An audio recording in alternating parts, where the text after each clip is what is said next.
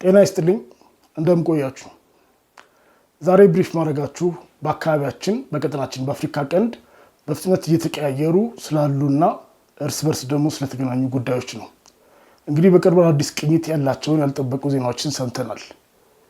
የአሜሪካ ፕሬዝዳንት ልዑክ ከኤርትራ ፕሬዝዳንት ኢሳያስ ጋር በሚስጥር መገናኘታቸው፣ የኢትዮጵያ ውጭ ጉዳይ ሚኒስተር እና ሌሎች ባለስልጣኖች አዲስ አበባ ዋሽንግተን ዲሲ ሄደው የስምምነት መፈራረማቸውና ማዕቀብ መነሳቱ፣ ኢትዮጵያና ሱዳን በይፋ መዛዛትና ድንበር ላይ ሚሊተሪ ፖስቸሪንግ ወደ ማሳየት መድረሳቸው፣ እንደዚሁም ለብዙ ወራት ወይ ደግሞ ከዓመት በላይ ጠፍተው የነበሩት የቀድሞው የናይጄሪያ ፕሬዝዳንት ኦባሳንጆ በአፍሪካ ህብረት በኩል ለዚያ አካባቢ መሾማቸው፣ ያው ሹመታቸው ከትግራይ ጋር የተያያዘ ነው ተብሎ ቢታመንም እነዚህ እያንዳንዳቸው የራሳቸው ሰፋ ያለ ብሪፍ የሚፈልጉ ጉዳዮች ናቸው።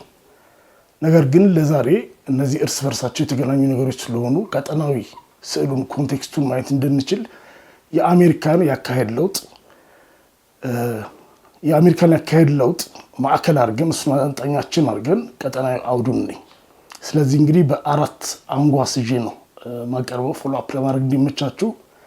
መጀመሪያ አሜሪካ 180 ዲግሪ እና 360 ዲግሪ ለውጥ ያሳየችባቸው ሁኔታዎችን ማለት እነሱ እንግዲህ ማያያዣ እንዲሆን ነው እሱ። ቀጥሎ ዘመነ በትራምፕ የአሜሪካ ፕሬዝዳንት ትራምፕ ስልጣን ከያዘ በኋላ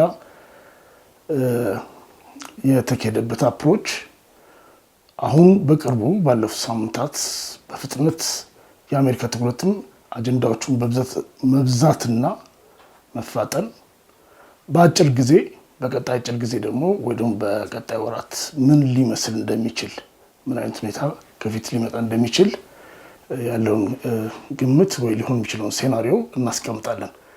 እንግዲህ ታስታውሱ እንደሆነ የዛሬ 4 ዓመት በዚህ ወር ላይ ነው እንዳጋጣሚ ሆኖ አስመራ በሚገኘው የአሜሪካ ኤምባሲ በኩል ነው የተዘጋጀው ዶክመንት አዘጋጅታ የውጭ ጉዳይ አሜሪካ ውጭ ጉዳይ ሚኒስቴር ላይ ፐብሊሽድ የሆነ ካንትሪ ኢንተግሬትድ ስትራቴጂ ዶክመንት አትመው አጀንዳ ሆኖ ነበር።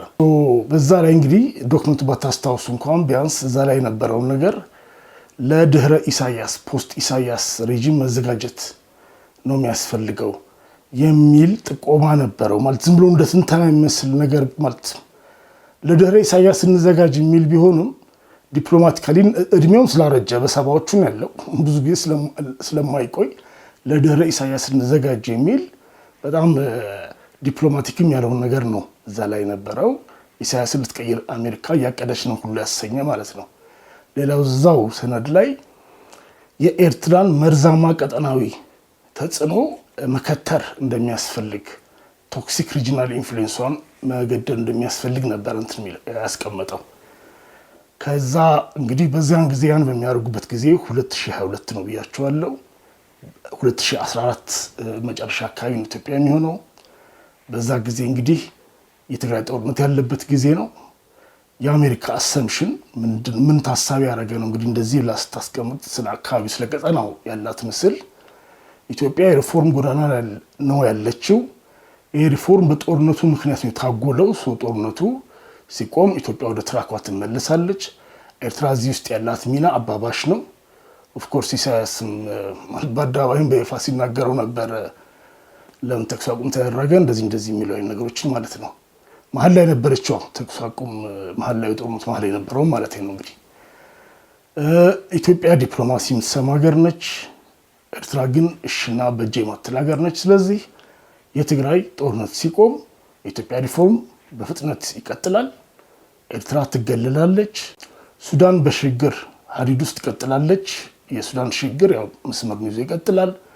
ሶማሊያ ያለው ችግር ባለው መልኩ ያው ምጥን ወይም ውስን ሆኖ ይቆያል የሚል አሰምሽን ይዛ ነው። በተጨባጭ በኢትዮጵያ በትግራይ ያመሻሻል ብዙም የለም። ፕሪቶሪያ ትግበራም ያው ቆሟል፣ የተንቀራፈፈን ያለው። የአሜሪካ ውጭ ጉዳይ ሚኒስተር ብሊንከን ራሱ አዲስ አበባ ድረስ መጥቶ ምን ላይ ነው ያላችሁት ለምንድነው ቶሎ ማሄደው እስከሚል ድረስ ማለት ነው። በአማራ ክልል ያን ጊዜ ነው እንግዲህ አሁን ያለውም ያው የቀጠለው የፋኖ ግጭት የሚጀምረው አስቸኳይ ጊዜ አዋጅም ታወጀ። በኦሮሚያ ያለውም ነገር እንደቀጠለ ነው። በኦሮሚያ ያለው ግጭት ከዛ በሱዳን ደግሞ ልክ በዛው ጊዜ ነው የሚገርመው ተማሳይ ጊዜ ነው። እዛው አፕሪል ላይ ሚያዝያ 2015 ላይ አልቡርሃን እና ሐመቲ የሁለቱ ሳይድ መሪዎች ማለት ነው ጀነራል ቡርሃንና ጀነራል ዳገሎ ሐመቲ ሁለቱ ሳይድ ይዘው ውጊያ ጀመሩ። ከአልፋሸር ማለት ከዳርፉር እስከ ካርቱም ድረስ ያው ወደ ብዙ ከተሞች ላይ ውጊያ ጀመሩ። የጋዛ ጦርነት ጀመረ። በዛ ምክንያት ያው ከዛ አጸፋ ሁቲዎች መተኮስ ጀመሩ። ቀይ ባህር ላይ ዲስረፕሽን ተፈጠረ። እንደገና ቆየት ብሎ ኢትዮጵያ በቀይ ባህር ላይ ታሪካዊና ተፈጥሯዊ መብቶች አሉኝ፣ ስለዚህ አክሰስ ሊኖረኝ ይገባል የሚል ነገር ማለት አሁን ይሄ ቴንሽኑ እያጦዘው መጣ። ኢትዮጵያ ለሶማሊላንድ ሰፈሩ ማለት ትርምስ ያዘ። በዛ ጊዜ እንዲያውም ግብፅ ከኢትዮጵያና ማነው ከኤርትራና ከሶማሊያ ጋር አጋርነት ወይ ደግሞ ትብብር ወታደራዊ ትብብርን የጨመረ አጋርነት መስርቻለሁ አለች። እነዚህ ነገሮች ስለ አካባቢ የነበረውን ነገር ምስሉን አዛቡት። ኢሳያስ ወዲያውኑ ምንድን ያደረገው ከፕሪቶሪያ ምዕራፍ 8 ከወራት በኋላ እንግዲህ ፕሪቶሪያ ጥቅምት 2015 ወይም ኖቬምበር 2023 አይደለ 2022 አይደለ የሚፈረመው። ከዛ 2023ን የሚያሳልፈው እስከ 2024 ድረስ ከአሜሪካ የመጣው ሲግናል ወይ ማስጠንቀቂያ ማለት ምን ማለት እንደሆነች ገብቶታል። ስለዚህ በፍጥነት ምንድነው የሚያደርገው ከሩቶ ጋር የኬንያው ፕሬዚዳንት ሩቶ ጋር ከቱም ሩቶ አሜሪካ ደንብ እያቀረበችው ነበር የኬንያን ፕሬዚዳንት ለእሱ ጋር ወዳጅነት አጠበቀ። ወደ ኢጋድ ተመልሻለሁ አለ። ከጣሊያን ጋር ወዳጅነቱን አጠናከረ። አድርጎ ማያውቀውን ሄዶ 12 ቀን ነው የተቀመጠው ጥር ጃንዋሪ 2024 ላይ ማለት ነው ወደ 2016 ላይ ከኢትዮጵያ ወይም ደግሞ ትግራይ ሰሜን ትግራይ ላይ ገብቶ የነበረውን ሰራዊቱን በፍጥነት አወጣ። አደናቃፊ እንዳይባል መመቻውም እንደሆነች አውቋታል። የቀረውን ያላወጣውን ደግሞ የኢትዮጵያ መንግስት ሽፋን ሰጠው። ስለዚህ ሽፋን ስለሰጠው ምንም ብዙም ሊወገዝበት አልቻለም። የተወሰነ ጊዜ መግለጫ አወጡና አሜሪካኖቹ ያው ከዛ ዝም አሉ። ያው ባለቤቱ ሀገር ስለሆነ እንትን ማለት ያለበት ድንበሬ ላይ ነው ያለሁት አለ ኢሳያስ። ኢትዮጵያ መንግስት ዝም አለ። በዛ ይሄም እንትን አለለት መመቻ ይሆናል ተብሎ እነዚህ በትግራይ ጦርነት ላይ ኢትዮጵያ ውስጥ ያለውን ነገር መስመር ስናስይዝ እንደለመደው ኢሳያስ ያደናቅፋል። ከዛ መመቻ ይሆናል የሚባል ነው የነበረው። እዚህ ላይ በተወሰነ መልኩ እጁን ሰበሰበ። የቀሩት ላይ ደግሞ ያው ከለላ ፍለጋ ነው ከጣሊያን እስከ ኬንያ ወዳጅነት ለመፍጠር የሞከረው። የሱዳን ተፋላሚዎችን ጭራሹ ማደራደር ያዘው። የቀይ ባህር ችግር አለ፣ ሱዳን ላይ ችግር ተፈጥሯል። ኢትዮጵያ ነገር መስመር አልያዘም፣ አልጠራም። በዚህ ሁኔታ ኢሳያስ ቀይ ባህር ላይም ያው ቢያንስ በከፊል ሰላም ጠባቂ እንበለው ቢያንስ በሱሳይድ እንደገና ሱዳን ውስጥ ደግሞ የሚዋጉትን ላደራድራችሁ እያለ አስመራ የሚጠራ ሲሆን አሜሪካኖች ያው ነገር አቀዘቀዙ። ፕሬዚዳንት ትራምፕ አሁን ወደ የሚቀጥለው ክፍል እየገባሁ ነው እንግዲህ ያለሁት። ፕሬዚዳንት ትራምፕ እነዚህ ነባር የአሜሪካ ሴቶች ላይ ግድ የለውም። ኖርማሊ ሪፐብሊካኖች እነዚህ ቀኝ ዘመም የሚሆኑት ዲሞክራሲ፣ ሰብአዊ መብት የሚሉትን ዋና ማድረግ የለብንም የአሜሪካን ማለት የኃይል አሳለፍን ማስቀደም ያለብን ነው የሚሉት። አሁን አሜሪካ ጥቅም ሲባል ሁሉም አሜሪካ ጥቅም ነው የሚሰሩት፣ ግን የኃይል አሳለፍ ፓወር ፖለቲክስ ላይ ማተኮር ያለብን እንደዛ ቢገለጽ ነው የሚሻለው። ዲሞክራቶች ሞሮፍ ወደ ሶፍት ፓወር ያመዝናሉ። እነዚህ ቫሊዎቻቸውን እሴቶቻችንን ፕሮሞት ስናደርግ በዛ ውስጥ ማለት ያው ጥሩ ገጽታ የሚሆንናል ጭምር ነው፣ ኢንፍሉዌንሳችን ይሰፋል። ትራምፕ ከዛኛውም ማለት እነዛን ምንም ሊበራል አይዲዮሎጂ ማስፋፋት ነው አያስፈልገንም ብሎ ይሄ በዶክመንት ላይ ጭምር ነው የሚለው። ጭራሽ ይሄ መልታይላተራል በጋራ ብዙ ሀገሮች ሆነው አውሮፓን ቀጠናዊ ተቋማት እንደዚህ አቅፈህ ዩኤንን አቅፈህ የምትንቀሳቀሰው እንደዚህ ነገሮችን ችላላቸው። ጭራሽ ሾርት ተርም ትራንዛክሽን ነገሮችን የአጭር ጊዜ ትርፍን ተኮር እንትን ነው የሚከተለው አለ። ዲፕሎማሲ ያው መከተል ጀመረ። ይሄ ለአካባቢ ለቀጠና ሀገሮች በሙሉ ደስታ ነው ነበር። ጋር ሁሉም በዲሞክራሲ በሰው መብት ስለሚጠየቁ ትንሽ እዚህ ላይ ልትሻል የምትችለው ሶማሊላንድ ነች እና ኬንያም ሁለቱም ዲሞክራሲ ላይ ማለት የተሻሉ ናቸው። ግን እነሱ የሚተቹበት ነገር አያጡም። ዞሮ ዞሮ ሶማሊላንድ ያውቅና አላገኘችም። ስለዚህ ለአካባቢ ለሁሉ ነገሮች ሪሊፍ ነው የነበረው፣ ስለ ብዙ አይጨቀጭቀንም በሚል ማለት ነው። ነገር ግን አሴም ታይም ለአካባቢ ደግሞ ግድም የለውም፣ አጠቃላይ ለአፍሪካም የለውም፣ እንኳን ለዚህ ለምስራቅ አፍሪካ ማለት ነው። ለአፍሪካ እንኳን የሆነ ኢንቮይ የመደበው ከ6 ወር ምናምን በኋላ ነው ያሉ ራሱ እንኳን አሁን ወደ አዲስ አበባ የመጣው ምናምን ብናይ ወደ ሴፕቴምበር ዳውን አካባቢ ነው። አሁን በታሳስ የፕሬዚደንት ትራምፕ ናሽናል ሴኩሪቲ ስትራቴጂ ዶክመንቱን ሲያወጣ ስለ አፍሪካ ራሱ የሚያስቀምጠው በዛ ላይ ስለ አፍሪካ እንደሚያስቀምጠው እንግዲህ ከዚህ ከአፍሪካ ቀንድ ማለት ነው አፍሪካ ቀንድ ጋር ስለሚያዝ አብሬ የጅል ጥቀሰውና መካከለኛው ምስራቅ ላይ ፕራዮሪቲ ተብሎ የተቀመጡ ነገሮች አንድ የገልፍ አገሮች ነዳጅ የነዳጅ ዘይት ያው ከቁጥራችን እንዳይወጣ ወይም ጠላት እጅ እንዳይገባ ነው አክቹአሊ የሚለው። 2 የሆርሙዝ ሰርጥ የኢራን ጋር ያለው ውሃ፣ 3ኛ ቀይ ባህር፣ 4ኛ የእስራኤልን ደህንነት እነዚህን መጠበቅ ነው ብሎ ያስቀምጣል። እንግዲህ ከነዚህ ውስጥ የእስራኤል ደህንነት የሚለው ከዚህ አካባቢ እስራኤል ሚና ስላላት ይገናኛል። ቀይ ባህር ያው አፍንጫችን ስር ነው። የሆርሙዝ ሰርጥ አሁን ካለው ጉዳይ ጋር ነው የሚገናኘው። እነዚህ ሁለቱ ግን ቢያንስ እዚህ ላይ ሚና አላቸው። ግን የአፍሪካ ቀንድም በዛ አይን ስለሚታይ ነው። ሌላ አፍሪካ ላይ ደግሞ የሚያስቀምጠው ግጭቶችን መቀነስ፣ ንግድ ግንኙነት ማዳበር ብሎ ያስቀምጠዋል እና ተፈጥሮ ሀብት። እዚህ ውስጥ ግጭቶችን ማቆም ተብሎ የተጠቀሱት ሀገሮች ግጭቶችን ማቆም ተብሎ ኮንጎ እና ሱዳን ናቸው የተጠቀሱት። ኦልሬዲ አክቲቭ ግጭቶችን መከላከል ተብሎ የተጠቀሱት ኤግዛምፕል ተብሎ ቢሆንም ያው ኤግዛምፕል የለም። እንደዚህ አይነት ሰነድ ላይ አንድ ኤግዛምፕል ብቻ ነው ያለው።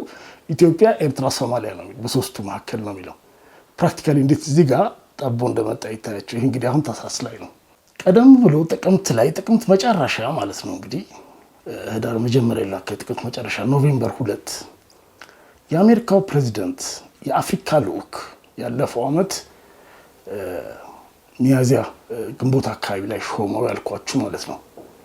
ማሳድ ቡሎስ ይባላል። የፕሬዚዳንቱ ልዩ ልዑክ ከኤርትራው ፕሬዚዳንት ኢሳያስ አፈወርቂ ላይ ካይሮ ላይ በሚስጥር ይገናኛሉ። ይህንን ማነው የሚነግረን? ዎል ስትሪት ጆርናል የአሜሪካ ታዋቂው ሚዲያ ነው። ይህንን አሁን ቅርብ ጊዜ ያወጣው። መቼ የተገናኙት? እዛ ላይ በሽፍኑ መቼ ነው ይለዋል? በ2025 መጨረሻ አካባቢ ላይ ይላል። ግን 2025 ሁለቱ ሰዎች መቼ ነው ካይሮ የነበሩት? ካይሮ ላይ ነው እንግዲህ የተገናኙት። 2025 መቼ ላይ ነው ሁለቱም የነበሩት ስንል ሁለቱም አንድ ላይ የሚጋጠሙት ኖቬምበር 2 ማሳድ ቡሎስም የአሜሪካው ልዩ ልዑክ የግብፁን ፕሬዚዳንት አግኝቶ የዛኑ ቀን የእንትን ምረቃ ላይ ይገኛል። ግራንድ ሙዚየም ታላቁ ሙዚየም እያስመረቀ ነበር። አልሲሲ ግብፅ ያን ቀን እያስመረቀ ነበረ። እዛ ምረቃ ላይ ማሳድ ቡሎስ ተገኝቷል። ኢሳያስም ተገኝቷል። እንዲያውም የግሩፕ ፎቶ ሁሉ ሲነሱ በቅርብ ርቀት ላይ የነበረው ግን ያው ብዙም አቴንሽን አልሰጠነውም በወቅቱ።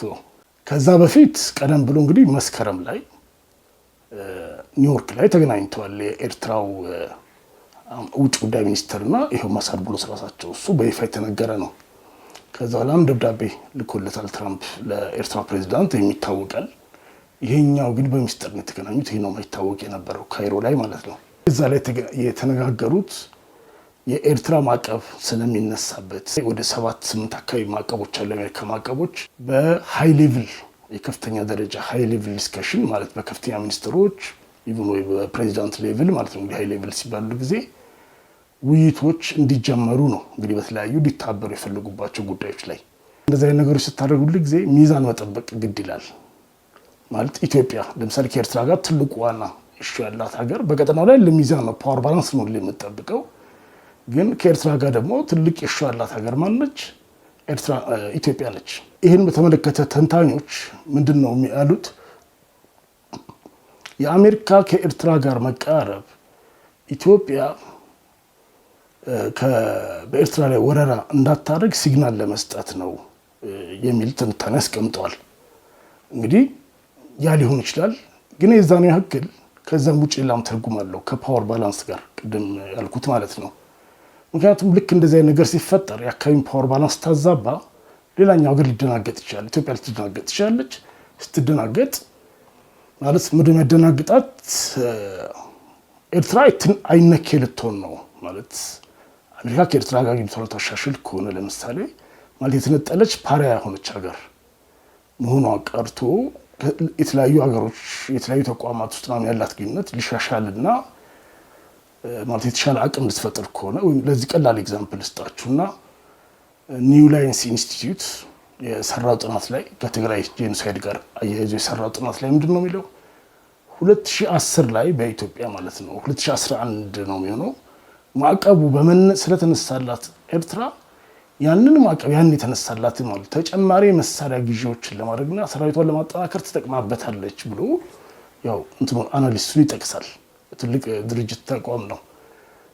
ማለት ይሄ ሲታወቃል እንደዚህ አይነት ነገር ለቢልድ አፕ ተጠቀምበታል። የግድ ከአሜሪካ ለምትገዛው ከሌሎች ሀገሮች ትገዛለህ። ግን አሜሪካ ማዕቀብ የጣለችበት የኮነነችው ሀገር ጋር ግንኙነት ማድረግ የሚፈሩ ተቋማት የገንዘብ ተቋማት ይሁኑ ሻጮች ሞር ፍሌክሲብል ይሆኑላል። እንደገና ደግሞ ማለት ዲፕሎማቲካሊ አሜሪካ ሰፖርት ታገኝ ትችላለች ማለት በምን ያክል እንደሆነ ኢንጌጅመንቱ አታውቀውም። ኢትዮጵያ ልደናገጥ ትችላለች። ልደናገጥ ቀድማ ኢቭን ለኤርትራ ላይ እርምጃ ልትወስድ ትችላለች። ምክንያቱም በግብፅ የምታገዝ ከአሜሪካ ጋር ቀረቤታ ያላት ማዕቀብ የተነሳላት ኤርትራ አይነኪል ትሆን ትችላለች ብላ አላርም ድል ትሆን ትችላለች። ያ ነው እንግዲህ የእንግሊዝኛ ቃሉ መደናገጥ ነው እንግዲህ ልንለው የምንችለው። ስለዚህ ኤርትራ ራሷን ሳታጠናክር እርምጃ ልውሰድ እንግዲህ አሰብ ለመያዝ ይሁን ከሌላ ካላቸው ፉክር ጋር በተያያዘ ሱዳን ላይ ካላቸው ይሁን በእጃ ዙሪያ ያላቸው ሽኩቻ ጋር በትግራይ ጋር ካለ ጉዳይ የሆነ ነገር እርምጃ ልውሰድ ትልቻለች። ስለዚህ ባላንሲንግ አክት ማድረግ ያስፈልጋል። የኛውን መጠበቅ ያስፈልጋል። ከዚህም ሌላ ኢትዮጵያ እንደተከዳችም ሊሰማት ይችላል። ምክንያቱም የአሜሪካ ረጅም ጊዜ ወዳጅ ነች።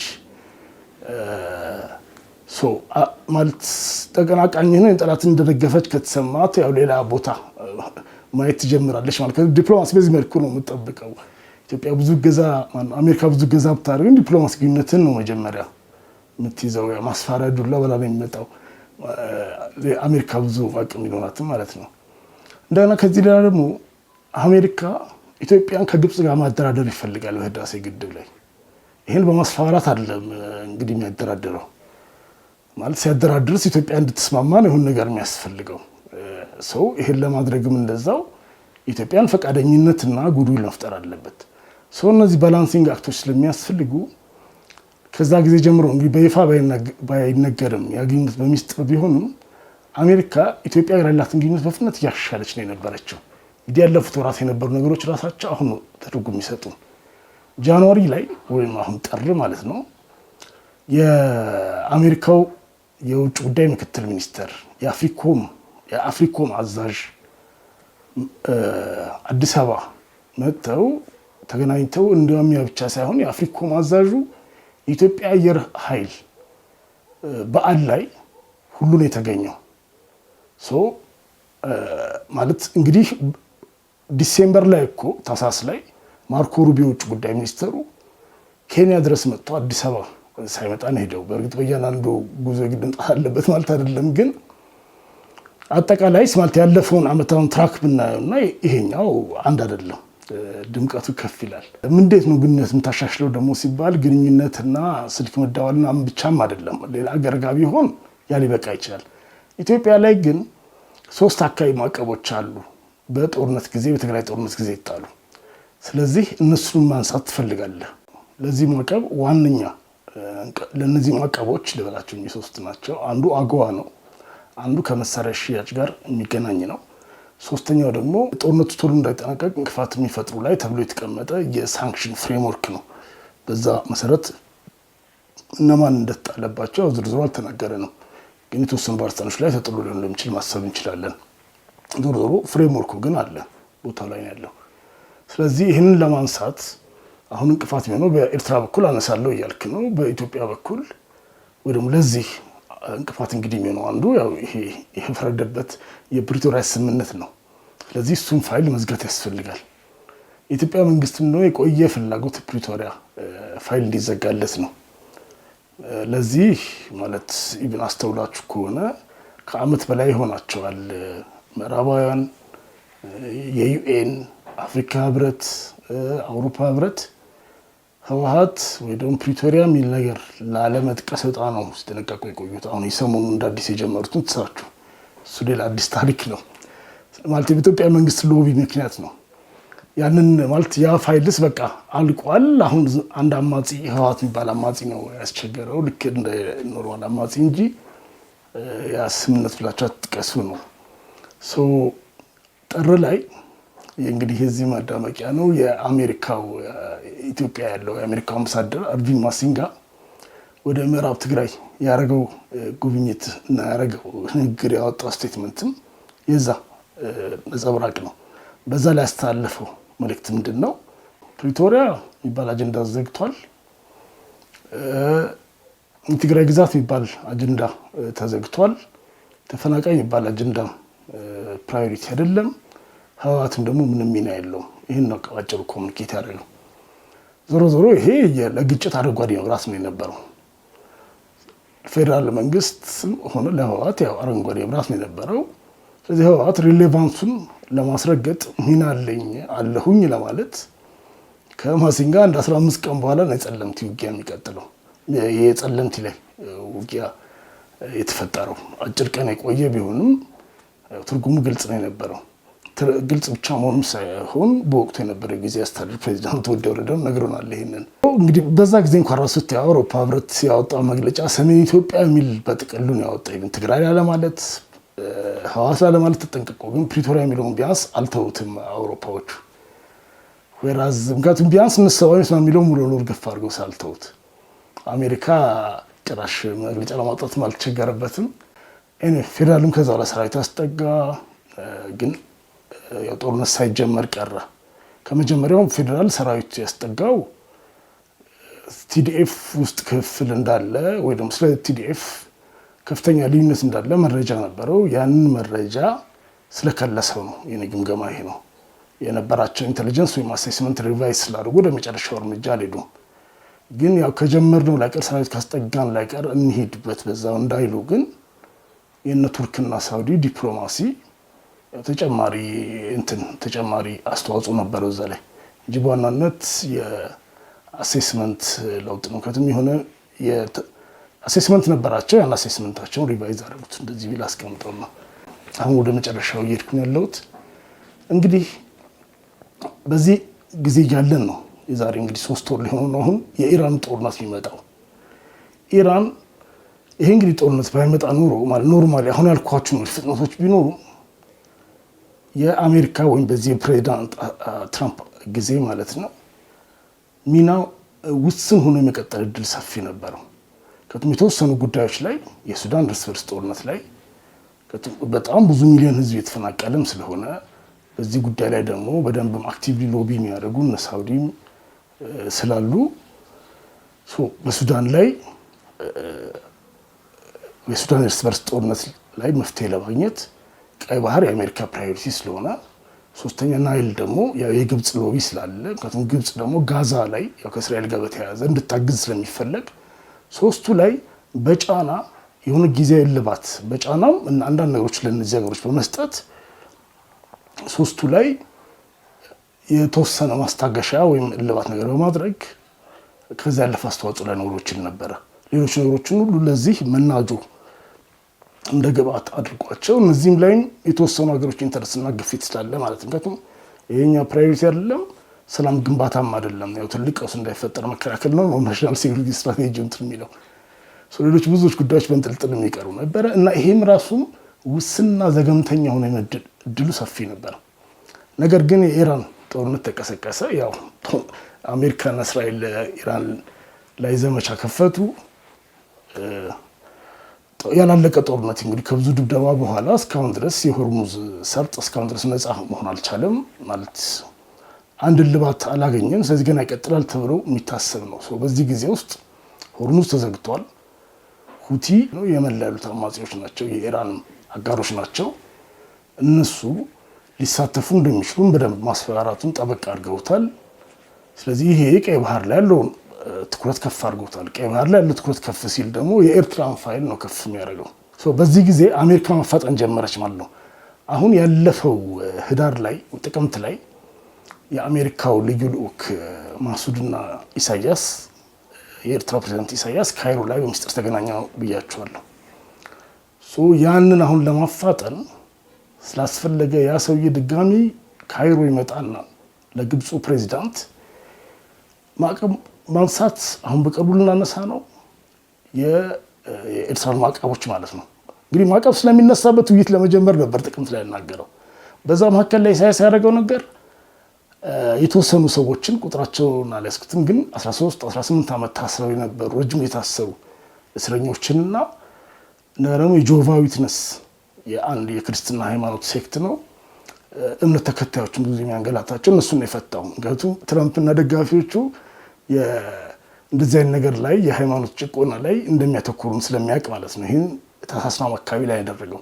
ከዛ ውጭ ብዙም መሰረታዊ ለውጥ ብዙም ሳይሆን ያው መሰረታዊ ለውጥ የለም ኤርትራ ውስጥ።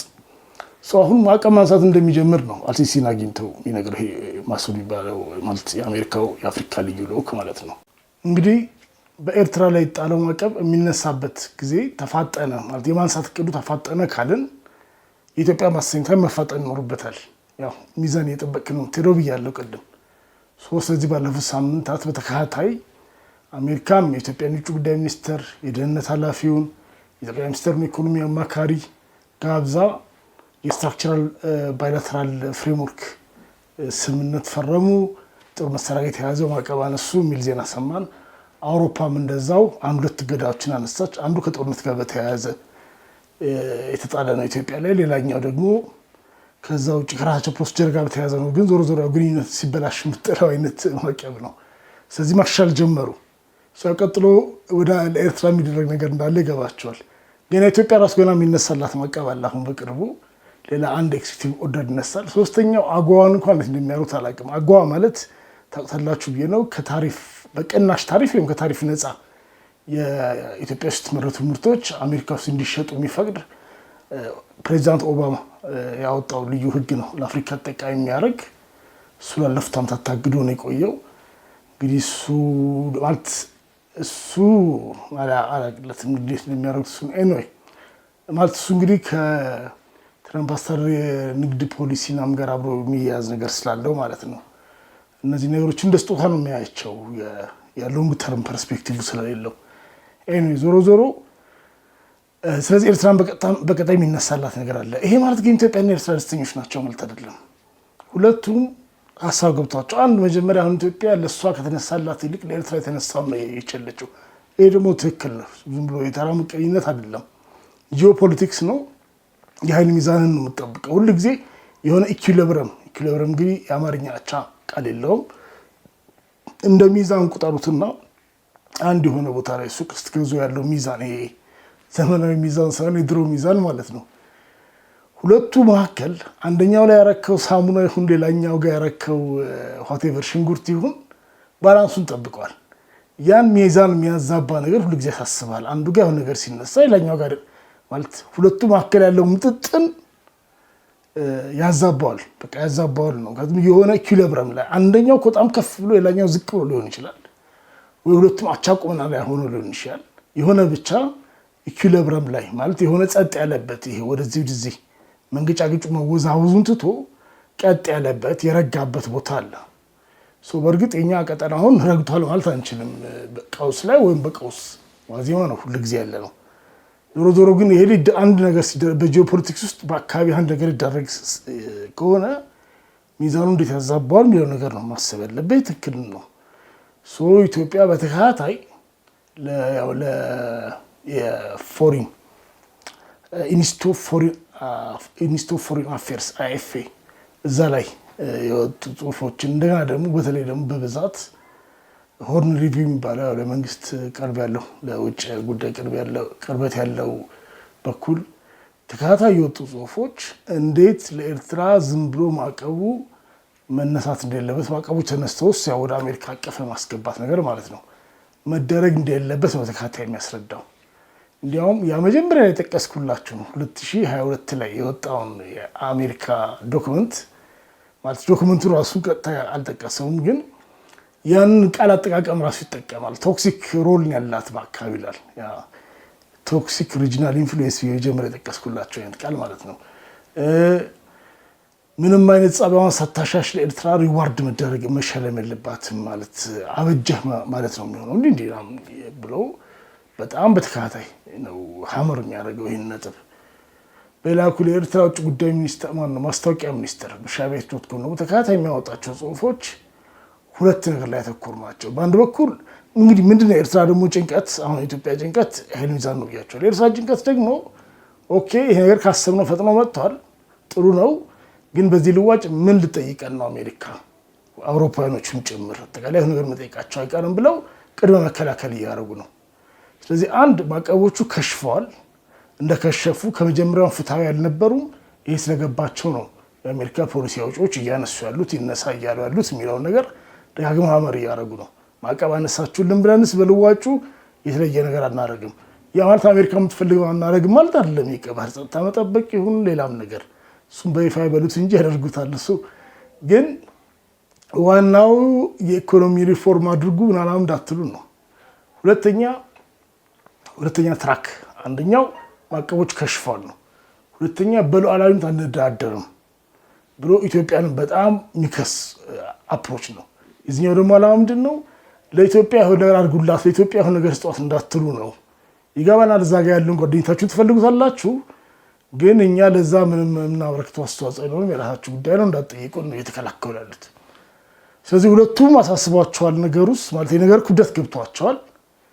ከአሜሪካ ጋር ደግሞ የሚያደርጉት ኢንጌጅመንት አሜሪካ በተከታታይ ነገሩን ቀስ አድርጋ ነው መስመር ያዝ ኖርባት። እንግዲህ ይሄ እኮ በኖርማል ጊዜ እንኳን ሊያጋጥም የሚችል ነገር ነው አይደለም። እና አሁን ባለው ሁኔታ በኢትዮጵያና በኤርትራ መካከል ያለው ግንኙነት ጥሩ ያልሆነ ሆኖ ወደ ጦርነት ሊገቡ ይችላሉ አይችሉም በሚባልበት ጊዜ በጣም ሴንሲቲቭ የሆነ ባላንስ ባለበት ጊዜ አይደለም። በኖርማሉ ጊዜም እንደዚህ አይነት ነገር ባላንስ ጠብቀህ ነው ለውጥ የምታደርገው። ይሄ ማለት ቀጠናዊ እንትኑ ሴንሲቲቪቲውን ጠብቀህ ነው የምትሄደው። አሁን ደግሞ ጭራሽ ሁለቱ ጋር ካለው ችግር አንጻር የዛም አሜሪካ ከአንዳቸው ጋር ረጅነት ስታሻሽል ማለት እዛ ኢኩዌዥን የዛ ቀውሱ መካከል መሆን ስለማትፈልግ ሁለቱም ኢንጌጅ ማድረጉ አይቀርም። ስለዚህ ሁለቱም የራሳቸውን መከላከያ እያስቀምጡ ናሉት ወይ ደግሞ ራሳቸውን ክርክርስ እያጠበቁ እያቀረቡ ናሉት። ይህ ማለት ዝም ብሎ የሆኑ ማዕቀቦችን የማንሳትና ቀይ ባህር የመጠበቅ ጉዳይ ብቻ ሳይሆን አፍሪካ ቀንድ ያለው ፖለቲክስ ላይ ጫና ያለው ነገር ነው እና እነሱ ወደ ገብቷቸዋል። ኦልሬዲ የሚያናሰርት እያደረጉ ነው ያሉት። እንግዲህ በቀጣይ ምን ይሆናል ወይ ደግሞ በቀጠናው ሰላም ላይ ይሄ ምን ተጽዕኖ ይኖራል የሚለውን ነው ያጠቃላይ የአሜሪካ አካሄድ ማለት ነው። እንግዲህ አሜሪካ በተጣጠሰ መልኩ አጀንዳዎችን ያዘቻቸው እየሰፋባትም የመጣው ግብፅ፣ ሱዳን ነው፣ ጋዛ፣ ቀይ ባህር፣ ሆርሙዝ እዚህ አካባቢ የነበረው ትኩረቷ። ከዛ ለጋዛ ሲባል ግብፅ ይመጣል። ያው ግብፅ በራሷ በጣም ቅርብ አሜሪካ ወዳጅ ነች። ከዛ ናይል ተጎትቶ ይመጣል። ቀይ ባህር ኤርትራ፣ በኤርትራ በኩል ኢትዮጵያ ይመጣል። ከኢትዮጵያም ትግራይ ታስባለች። እንደገና በግብፅ በኩል ይዞርና ደግሞ ዳርፉር ይደርሳል። ከአልፋሻር ላይ የተፈጸሙ ጄኖሳይድ አውግዘው ማዕቀብ እስከ መጣል ድረስ የደረሱት ከወራት በፊት በቃ ግድ ሆኑባቸው እየተጠላለፈም እየተሳሳበም እየተጓተም ስለመጣ ነው። እንደገና ከእስራኤል ጋር ያላት ጓደኝነት ታስቀድማለች። የእስራኤል ወዳጅ አረብ ኤሚሬት አለች። በዛ ዞራ ሶማሊላንድ ደርሳለች። እስራኤል ያሉ ሶማሊላንድ እውቅና እንደሰጠች ታውቃላችሁ። አጀንዳዎቹ ናቹራሊ እየሰፉ አሁን በተጣጠሰ መልኩ እችን ልድፈን አካባቢ ላይ ኢንተርስት የለኝም ስላለ እኮ ነው የመጀመሪያው ትራምፕ ወይም የትራምፕ አስተዳደር እንጂ የበፊት ፕሬዚዳንቶች እኮ ለዚህ አካባቢ ቲም አደራጅተው የሆነ ነገር ቀይሰው ያው ብዙ የፖሊሲ ስህተት ቢሰሩ ማለት ነው። ነገር ግን ከመጀመሪያ እነዚህ ሁሉ ጉዳዮች ያገቡኛል ብለው ይጥቀም ማይጥቀምም የሆነ አቅጣጫ ይዘው ይሄዳሉ። ይሄኛው ፓቻፕ ነው። ፓቻፕ እንግዲህ ምንድነው የሚሆነው? በአማርኛ ጠብ ሲል ስደፍን ምንድነው አይነት ነገር ማለት ነው። አሁን የዚህ አካሄድ ምንድነው ውጤቱ? ምን በቀጠናው ስራ ላይ ምን አንድምታ ይኖረዋል? የሚፈጠረውን በቀላሉ መጀመሪያ አንድ ጥቅል ነገር ላስቀምጥ። ሁሉም አጀንዳዎች ዋነኛ አጀንዳዎች ሴኩሪታይዝድ ናቸው። እንግዲህ ሴኩሪታይዝድ ማለት ምን ማለት ነው? ሚሊታራይዝድ ማለት ትጥቅ የሞላው ታጣቂ የሞላው ጠመንጃ የሞላው እንደማለት ነው። ሴኩሪታይዝድ ሆነ ማለት አንድ አጀንዳ የደህንነት ጉዳይ ሆነ ማለት ነው። በቃ የደህንነት ጉዳይ ሆኖ ታየ ማለት ነው። አሰብ ወይ ቀይ ባህር እንውሰድ፣ ሀይሊ ሴኩሪታይዝድ የሆነ ኢሹ ነው። የኢትዮጵያ መንግስት ራሱ ሲጀመር የደህንነት ጉዳይ ነው፣ ለሀገሬ ደህንነት ያስፈልገኛል ብሎ ነው የሚያቀርበው። ግን ኮሜርሻል ብቻ እንኳን ብሎ ቢያቀርብ ኢትዮጵያ መንግስት ጥያቄው ማለት ነው ኤርትራ ፖለቲካ ውስጥ ሃይሊ ሴኩሪታይዝድ የሆነ አጀንዳ ነው። ድሮ ጀብሃና ሻዕቢያ ሲዋጉ እርስ በርስ እንኳን የሚካሰሱት አሰብን ለኢትዮጵያ በመሸጥ ነው። ሃይሊ ሴኩሪታይዝድ የሆነ አጀንዳ ነው። ኢትዮጵያ መንግስት እንደዛው ሰማይ ሰቅሎታል አጀንዳውን። ፌደራል መንግስቱ ማለት ነው እንትን ሊያደርገው አይችልም፣ ዝም ብሎ አባንደን ሊያደርገው አይችልም። ኦኬ ህዳሴ ግድብ እንደዛው ሃይሊ ሴኩሪታይዝድ የሆነ አጀንዳ ነው። ወል በኢትዮጵያ ደረጃ ከክብርም ከረጅም ጊዜ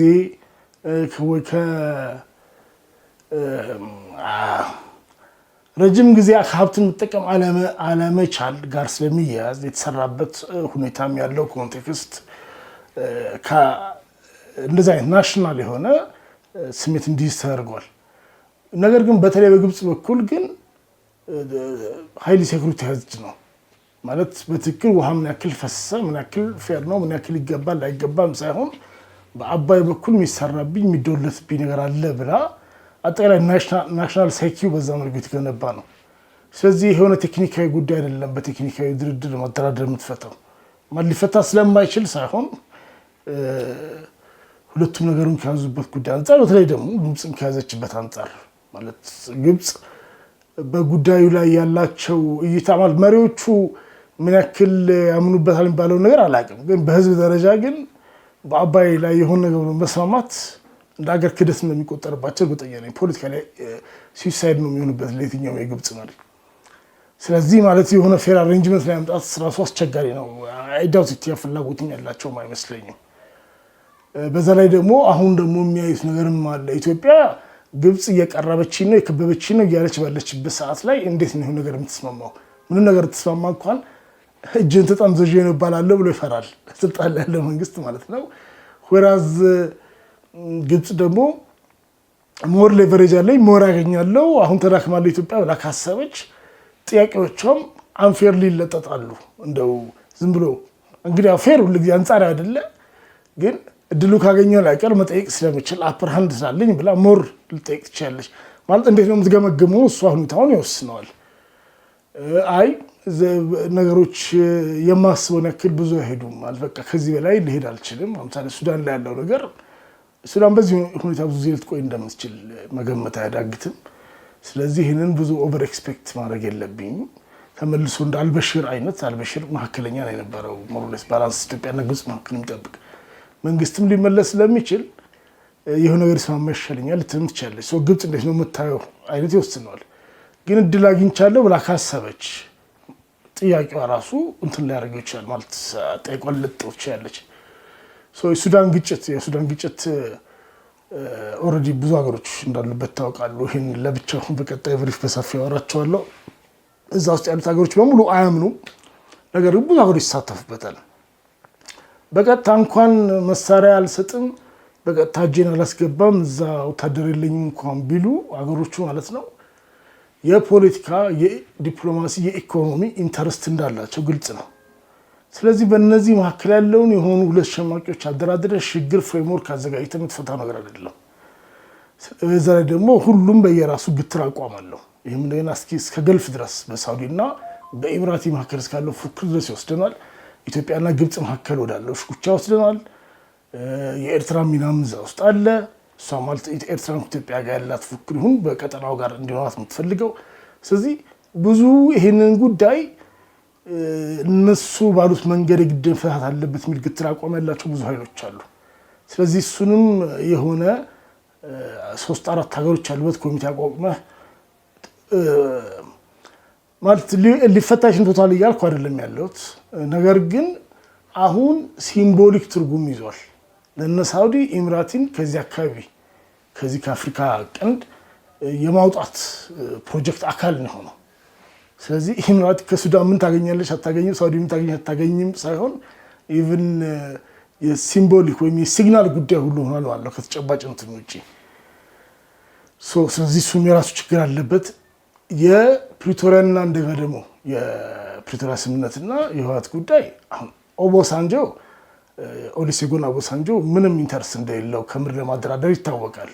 በፊትም ከልቡ አይደለም የያዘው ተሹሞ ስንት ጊዜ አዲስ አበባ ነበር የሚቀመጠው። ወደ ትግራይ ሄዶ የቲፒኤልኤፍ መሪዎችን እንኳን አግኝቶ አያውቅም ያኔ ማለት ነው። ያው እንግዲህ እናያለን። ማጠቃለያ ፍላጎትም የለውም ታማኝነት የለውም። ይሄ ምንም 100% አስረግጬ መናገር ይቻላል ማለት እንደዚህ ይባላል አይባልም የምትለው ነገርም አይደለም። በአጠቃላይ ደግሞ ከሀገሩም ቢሆን ጥሩ ተሞክሯል። ደግሞ ከቢያፍራ ይዞ የመጣ ይመስለኝ። ስለዚህ አሁንም ተልእኮ ሽፋን እንዲሰጥ እና ሽምግልና ሂደት ያለ እንዲያስመስል ዝም ብሎ ጊዜ መግደያ ነው የሚሆነው። ሞስት ላይክሊ ጥሩ ኢትዮፕስ አሰ ታክቲክ በፊት ያልኩት ያው ቀጣይ ነው። ህወሓት የሚባል ሽፍታ አለ። እሱን ፌደራል መንግስት ባመቸው ጊዜ ይጨርሰው። እስከዛ ድረስ ኦባሳንጆ ሽፋን ይስጥ። ስለዚህ ይሄ ከሆነ ኢትዮጵያና ኤርትራ ያዋጉም ኢትዮጵያና ኤርትራ ካልተዋጉ የሱዳን ጉዳይ መፍታት ይችላል። የሱዳን ጉዳይ ከዛ ቀይ ባህር እንዲህ ተብሎ አሁን አንድ ሳምባዲ ጂኒስ አምጥቶ ሊሆን ይችላል። ችግሩ ግን አሁን ትግራይ ያለው ችግር ከህወሓት የሚያልፍ ነው። ፌደራል መንግስት ለምሳሌ አሁን ፖለቲካ ዲያሎግ አድርጎ ከህወሓት ጋር መስራት አይፈልግም። አሁን ጊዜ ማስተንፈሻ ብቻ እኮ ለምትፈልገው ለዘለቄታዊ መፍትሄ ትፈልጋለህ። ስለዚህ የሆነ ፖለቲካ ዲያሎግ በፕሪቶሪያ ውስጥ ያን ስለሚያስቀምጥ ማለት ነው ከህወሓት ጋር ለማድረግ ፌደራል መንግስት ፍላጎት የለውም። ምዕራብ ትግራይን መመለስ አይፈልግም። ተፈናቃዮችን መመለስ አይፈልግም። ስለዚህ ያ ጉዳይ እስካልተፈታ ድረስ ሁሉ ጊዜ እዛ ጋር የሰላም ችግር ነው የሚኖረው። እዛ ጋር የሰላም ችግር እያለ እንዴት ነው ከኤርትራና ሱዳን ጋር ያለው ነገር ታስተካክለው? ኤርትራና ሱዳን ያለውን ነገር ደግሞ ሳታስተካክል እንዴት ነው ቀይ ባህርም ሌላ ነገር ታስተካክለው? እንግዲህ አሁን ተመልሰው ጥልፍልፍ ወደዛ ተመልሶ ይመጣል ማለት ነው። እንደዛ ደግሞ ዳርፉር ከዛ ጊዜ ጀምሮ እንደዛው አልፋሻር እና ምቲ የዛሬ እና ራሱም የቡርሃንም ጭምር እነሱም አሉበት ነው። እዛ ያሉ ጥቁሮች ላይ ጄኖሳይድ የፈጸሙት የዛሬ 10 ዓመት ነው እንግዲህ ነው። እንግዲህ እሱ አልፎ ተረስቶላቸው እንደ ጤነኛ ሰው ተቆጥረው እንደ መንግስት ተቆጥረው ነው እንደገና ጣልተው እንደገና ደግሞ አገር እያተራመሱ ያሉት። ስለዚህ እነን ያመረቀዘ የሚመጣ ነገር ስትራክቸራሊ በሆነ እና ኢንተግሬቲቭ በሆነ መልኩ ነው አድሬስ ማድረግ ያለብን።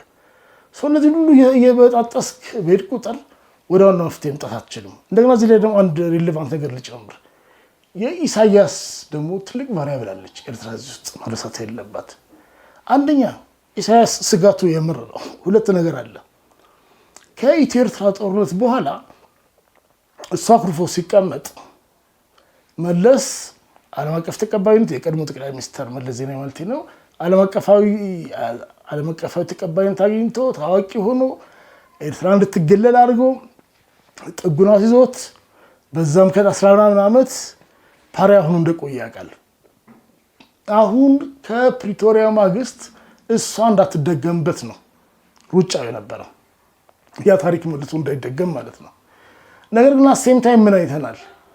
ያ እንግዲህ አሁን የብሪፍ መጀመሪያ ያልኳችሁ ነገር አስታውሱ። 2022 ላይ የነበረው ጭንቀት ሲቃለልለት ልክ አሁን ማሱድ ብሎስን ካይሮ ላይ በሚስጥር ካናገረ በኋላ ተመልሶ ኢሳያስ ነው የሚሄደው።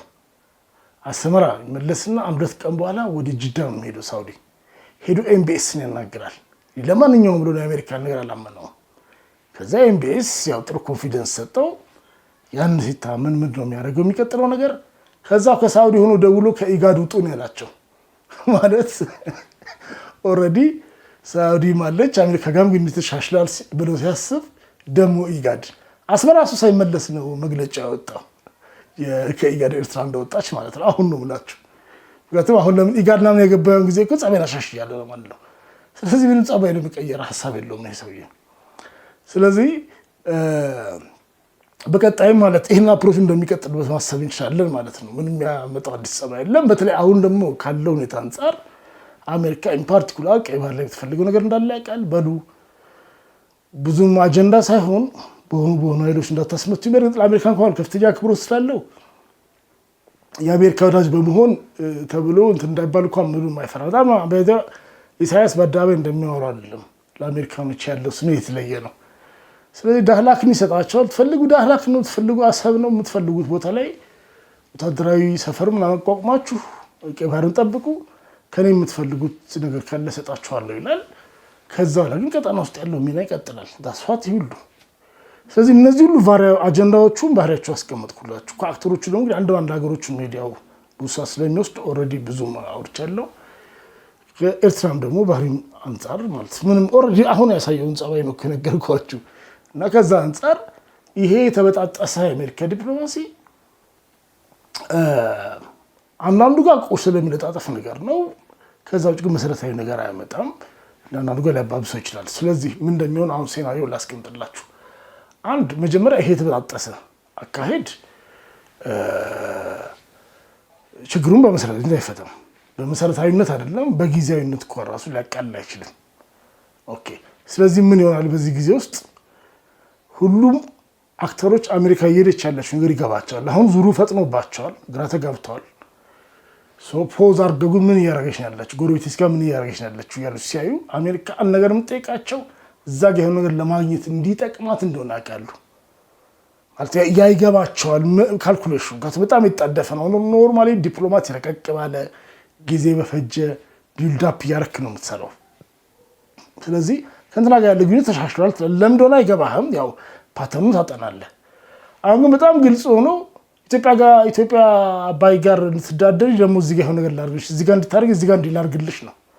ስለዚህ እያንዳንዱ ፍሬም በመያዝ የሚፈጥርብን ትልቅ ችግር በትክክል ቬቶ ፓወሩን ያውቃል። ፕራክቲካሊ ቬቶ ፓወሩን ያላቸው እያንዳንዱ ስቴፕ ላይ እንቅፋት መፍጠር ይችላሉ። ምክንያቱም በልዋጩ ዛጋ ምን እንደምትፈልግ በትክክል እያወቁ ነው ያሉ። ይሄ ሌቨሬጅ ይሰጣቸዋል። ሁሉም አክተሮች የማደናቀፍ ሰፊ እድል ነው የሚሰጣቸው። አንዱ እምቢ ብለው ያልተጠበቀ አይነት በቃ ብሔራዊ ብሔርተኝነት ሊያሳዩ ይችላሉ። እዚህ አካባቢ ካሉት ሀገሮች ጣላቸው እንዴት ደፍሮ ከአሜሪካ ጋር ጣሉ የምትሉት ሀገር ለምንድን ነው ማለት ኖርማሊ ያው ከአሜሪካ ጋር እኮ ብዙ ሀገሮች ላይ ጊዜ ጣልተው ያውቃሉ፣ የኢትዮጵያ መንግስታትም። ነገር ግን ዲስ ታይም የአሜሪካ አካሄድ ነው ለዛ የሚሆን ሌቨሬጅ የሚሰጣቸው ማለት ዴይል ሲዝ አድቫንቴጅ። አሜሪካ አሁን ብዙም እጅ መጠምዘዝ አትፈልግም። የሚያስቸኩላት ጉዳይ ስላለ እዚህ ጋር ዝም ብላ ነው ኮንሲድ የምታደርገው።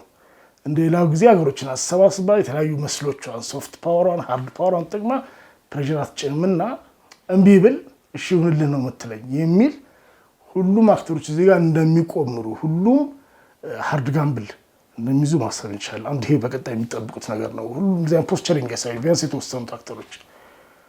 ሌላው ከትራምፕ ፖሊሲ አካሄድ የምናውቀው ነገር ይሄ ነገር ልክ አሁን እንዳልኳችሁ የተጠላለፈበት ሴል ኦባሳንጆን እንኳን ከጌት እንደነበር አይታወቅም ፈልጎ ነው እንግዲህ አሁን ያመጡት።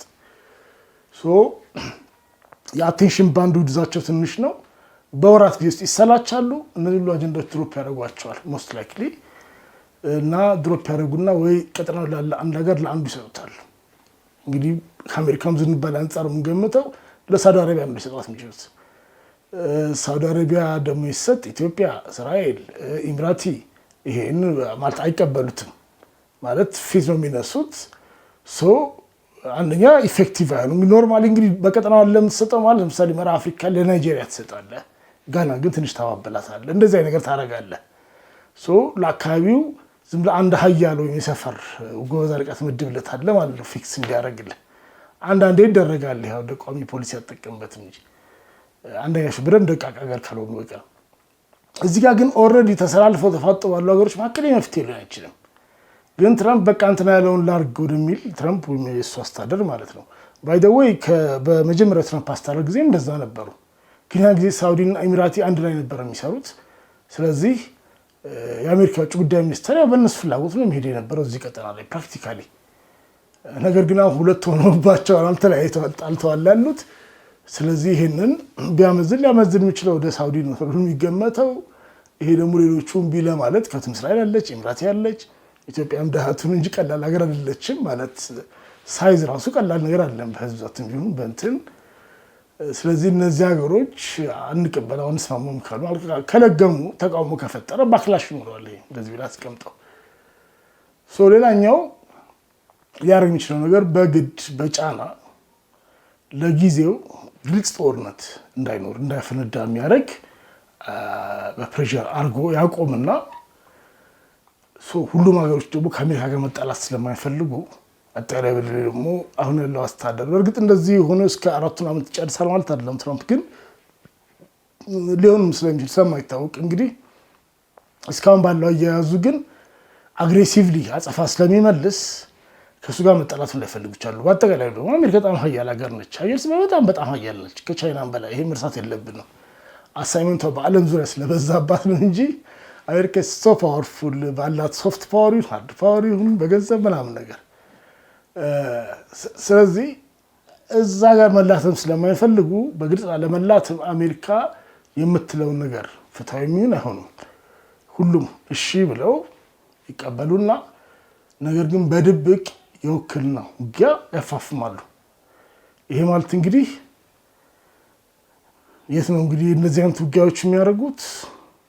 በእነዚህ እርስ በርስ የተሳሰሩት ማለት የሱዳን፣ የኤርትራ፣ የኢትዮጵያና ኤርትራ፣ የትግራይ እነዚህ ናቸው ቀውሶች ከትግራይ ወይም ከመቀለ እስከ አልፋሸር ያለው ቦታ ላይ ከምስራቅ ሱዳን ያው ካርቱም ምናምን አለልን ነው። ምስራቅ ሱዳን አለ፣ ኢትዮጵያ ኤርትራ ድንበር ፋኖ አለ። ከዛ ወደዛ ደግሞ ስር ካርቱም አለልን። ከዛ ወደ ዳርፉር እናገኛለን አልፋሸር። ወደዚህ ወደ ምስራቅ ደግሞ ስንሄድ መቀለ አለች። ወደ አሰብ እንዳይሄድ ሊያደርገው ይችላል ጦርነቱን። ኢትዮ ኤርትራ ድንበር ላይ በግልጽ እንዳይነሳ ሊሆን ይችላል። ህዳሴ ግድብ ጋር የሆነ ነገር ላይፈጠር ይችላል። ወይ ቀይ ባህር ላይ የሆነ ነገር እንዳይፈጠር ሊያደርግ ይችላል ትራምፕ። ነገር ግን የኃይል ሚዛናቸውን ወይ ደግሞ ፖዚሽኒንጋቸውን ለማስተካከል ግን ከይህንን ቦታ ማለት ሁሉም ቦታ ላይሆን ይችላል። ያው ሁለት ቦታ ነው በዋናነት አማራጭ እንግዲህ የሚሆነው ወይ ትግራይ አካባቢ ወይ ደቡብና ምስራቅ ሱዳን አካባቢ የካይንድ ኦፍ ፕሮክሲ ኮንፍሊክት ምንለው።